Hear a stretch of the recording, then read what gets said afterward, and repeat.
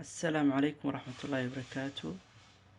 ما doonaysaa inaad noqotid guulaystaha sanadkan? ma jeceshahay inaad sanad ka noqotid xidig adduunka ka muuqda, ku yeesha raad iyo saameyn adduunka? haddii aad doonaysid inaad noqotid qof guulaysta oo adduunka uga dhex muuqda sida xidig, waxaad ila barataa maanta tallaabooyin cajiib ah oo kuu horseedaya inaad noqotid xidig.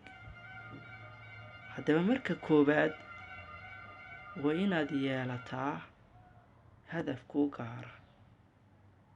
mar labaadka waa inaad samaysaa oo akhridaa taariikhda dadkii adduunka guusha gaadhay. mar saddexaad waa inaad samaysaa ilaahay isku xidhaa, ilaahay kaalmaysataa. marka afraad waa inaad yeelataa casiimo iyo go-aan adag.